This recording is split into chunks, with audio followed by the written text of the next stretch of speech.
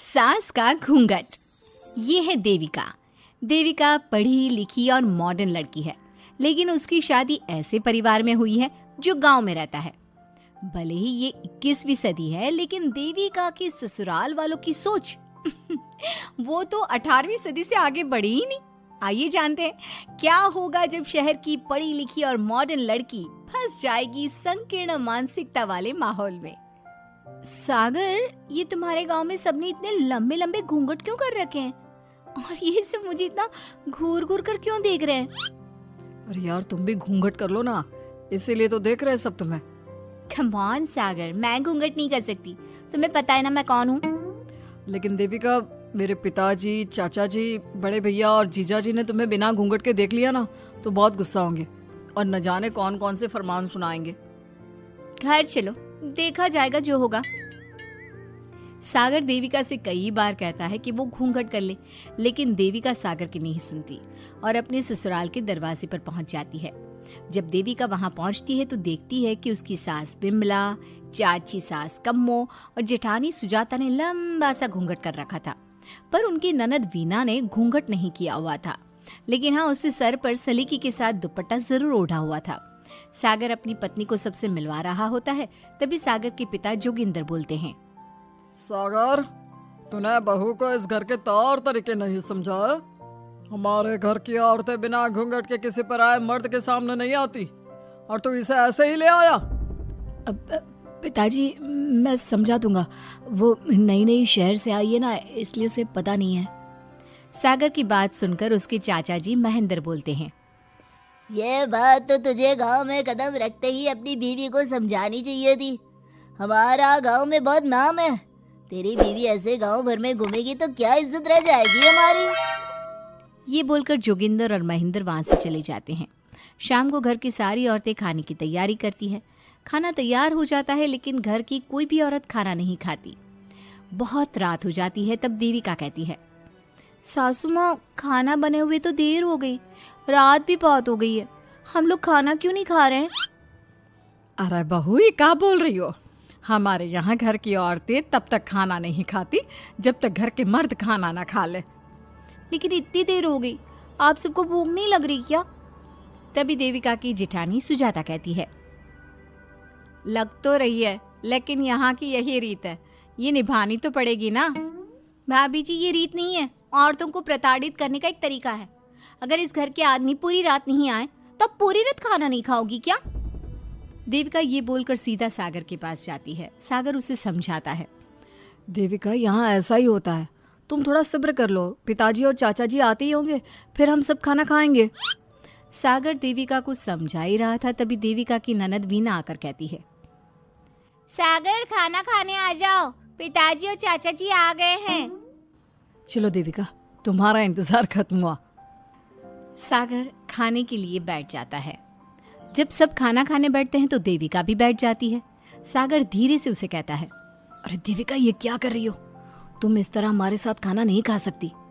मगर क्यों सागर, मुझे भूख लगी है, सब लोग खा रहे हैं तो मैं क्यों नहीं खा सकती? ये हमारे घर का नियम है, पहले घर के आदमी खाते हैं और बाद में औरतें। लेकिन सागर, हमारे घर में तो ऐसा कोई नियम नहीं है। देविका और सागर में बहस छिड़ जाती है।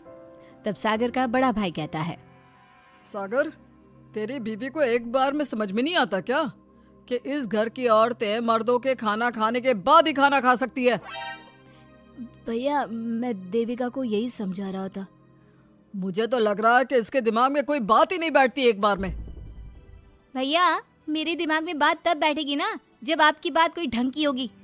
अरे आखिर क्यों घर की औरतों को आप लोगों की बात खाना मिलेगा? हाँ, अब से पहले घर की किसी औरत ने घर की किसी मर्द से इस लहजे में बात नहीं की थी, इसलिए वो सब देविका की बात सुनकर हैरान रह गए। तभी सागर की जीजा और वीना के पति कल्याण जी कहते हैं, ये क्या है सागर, इस घर की दीवारों को औरतों की इतनी ऊंची आवाज सुनने की आदत नहीं है। अपनी बीवी को बोल जरा होश से काम ले और चुपचाप चली जाए। क्यों चली जाऊं मैं चुपचाप? इस घर की औरतें आपकी हर बात बर्दाश्त कर लेंगी, लेकिन मैं शहर की पढ़ी लिखी लड़की हूँ। आपकी कोई भी फालतू के रीति रिवाज मैं नहीं बर्दाश्त करने वाली। इस तरह देविका ने सारे घर की औरतों के लिए मिसाल पैदा कर दी जोगिंदर के घर में पहली बार किसी महिला ने विरोध का स्वर उठाया है। ये बात घर के किसी मर्द को बर्दाश्त नहीं हो रही है। तभी जोगिंदर कहता है, महेंद्र, मोहन, इस बेशर्म लड़की को कमरे में बंद कर दो और आज इसे कोई खाना नहीं देगा। अगर किसी ने इसे खाना दिया तो मैं उसे जिंदा नहीं छोड़ूंगा। महेंद्र और मोहन उसे कमरे में बंद कर देते हैं और उसे खाना भी नहीं देते। रात के 3 बज जाते हैं। भूख की वजह से देविका को नींद भी नहीं आती। तभी उसे कुछ महसूस होता है। ऐसा लग रहा है कोई दरवाजा खोल रहा है, लेकिन इतनी रात को कौन हो सकता है? कहीं सागर तो नहीं? देविका उम्मीद भरी नजरों से दरवाजे की तरफ देखती है, लेकिन दरवाजा खोलने वाला सागर नहीं बल्कि विमला और कम्मो है। माँ जी, चाची जी, आप दोनों?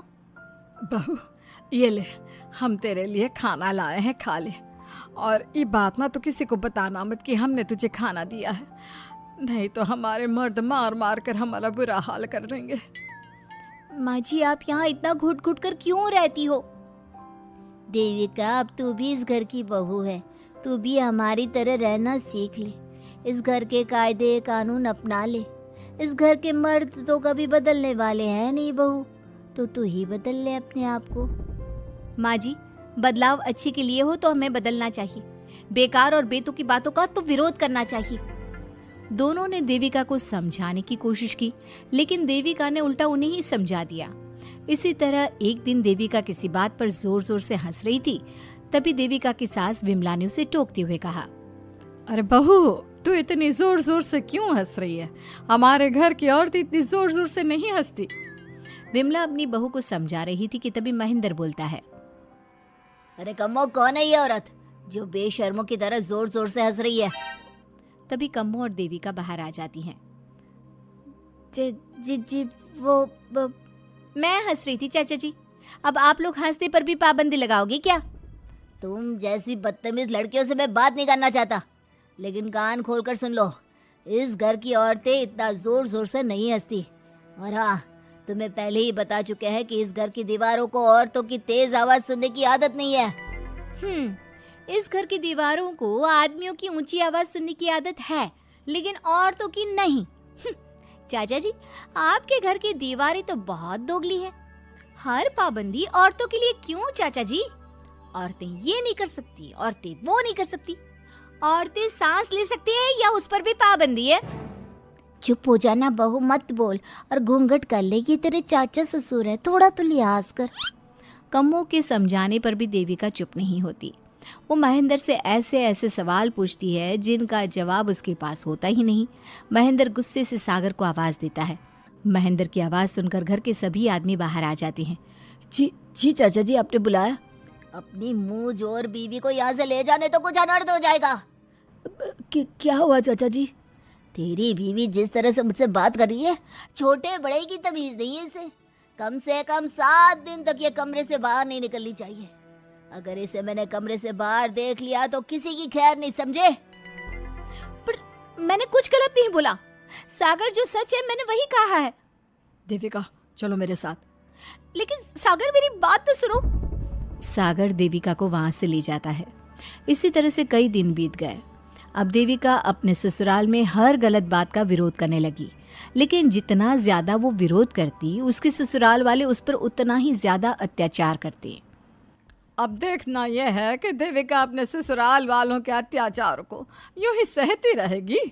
क्या उसके ससुराल में घूंघट में औरतों का दम इसी तरह घुटता रहेगा? अगर आप इन सवालों के जवाब जानना चाहते हैं ना, तो हमें कमेंट करके ज़रूर बताइएगा। और हमारी स्टोरी को लाइक, शेयर और चैनल को सब्सक्राइब करना ना भूलें।